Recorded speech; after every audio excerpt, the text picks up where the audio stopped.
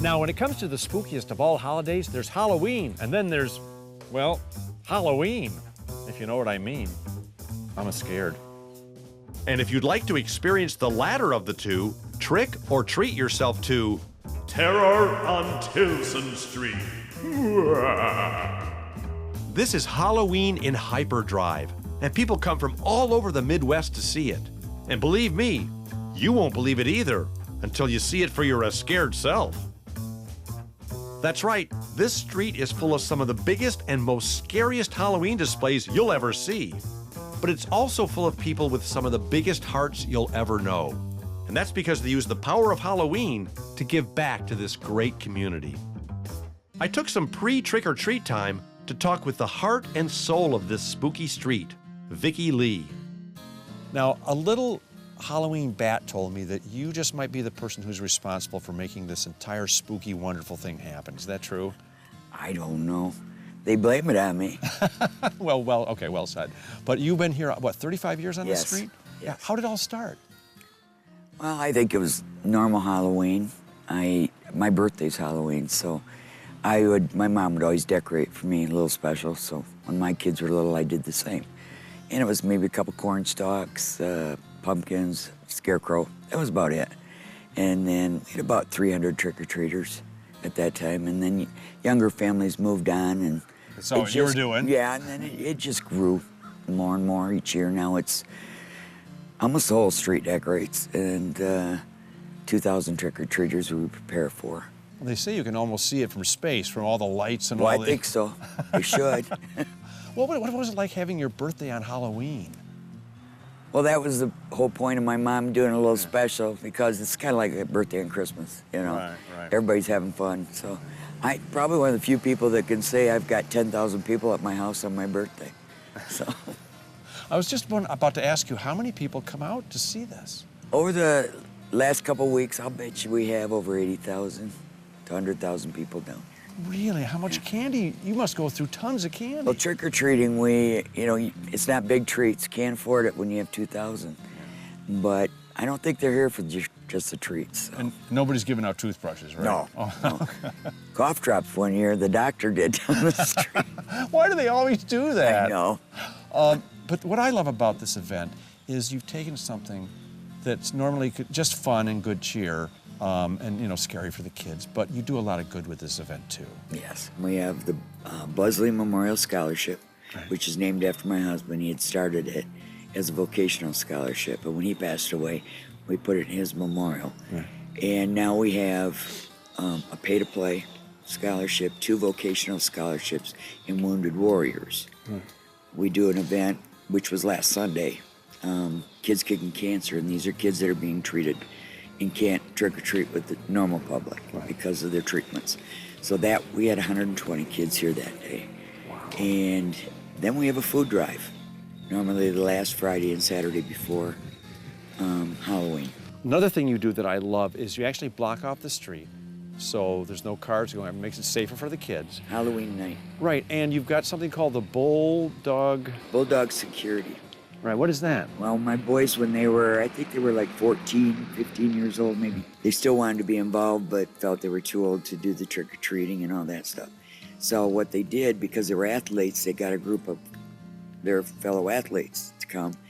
And because of kids being candy stolen at one time or this or that, now my son's one of the coaches at the high school, and he still brings some of his old football players. They come home from school or whatever, and they're still involved. A lot of them are alumni or little brothers of, the athletes, and they love doing it. They come out and they patrol the street, but they also go and hit the next 2 streets on each side of us. Now, nobody has to decorate, right? There's no street meeting or neighborhood meeting where you have, it's just good spirit. People saw what you were doing, and it slowly got bigger and bigger and bigger to the point where these are the most spectacular exhibits I've ever seen. And most of them, 90%, I'd say, are handmade.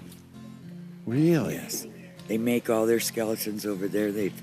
Those are all handmade. That's our cost.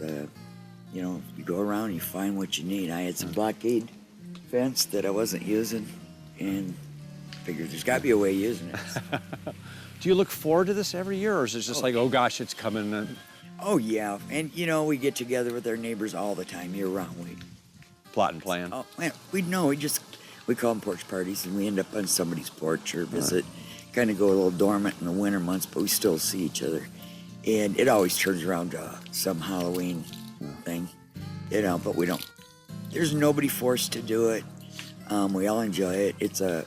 For us, it's a free family night, and it's wonderful to see all these families, moms, dads, kids. And the only cost is if they want to buy a shirt or, Right. you know, that type thing. And it all goes to scholarship. It's all for a good cause. Yes. So that's what I love about this. It's not just about Halloween, it's about helping so many people and helping kids. And Right. so that I have to commend you for that. That's awesome. We enjoy it. Yeah. One last question. Sure. What's the day after like? Well, some of these houses, it's amazing. They will go home at Halloween night. Yeah. Next morning, you'd never know there was any decorations. It's all gone? Yeah. Yeah, I don't. Next morning is kind of a slow morning normally. Well, I'm going out tonight. Guess what my costume is? What is it? TV show host. Yeah, it's a pretty good costume. Thanks. Yeah. It cost me nothing. Like clockwork, as the day grew dim, the crowds of candy-collecting kids and families converged on this classic community. So I got into full character and set out to scare up some spooky testimonials. You guys are all here for what reason? Trick-or-treating. Well, to get what? Candy. And money. And money. So how's your Halloween going so far? You got a kind of a grim attitude, don't you? So did you bite this board? Oh yeah, took a big chunk out of the board and her. Right. And you're still hanging out with him? He bit your board. Yes. So you're Batman. Yes. Where are your muscles? And this is mini Batman. This is Batman in training. Batman in training. Did you decorate the Batcave this year? And cut. Perfect, thank you. Let me get this straight. You're a beer. Yeah.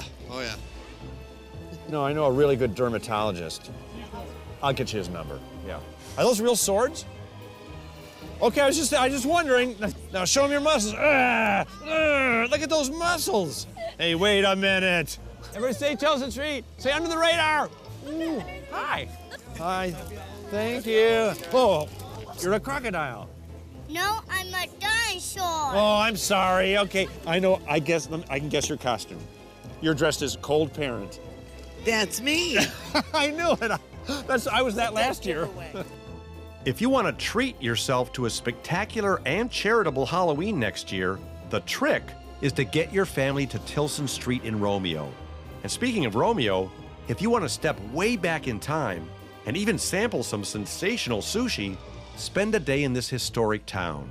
And who knows, in a couple hundred years, they may be talking about how much fun you had here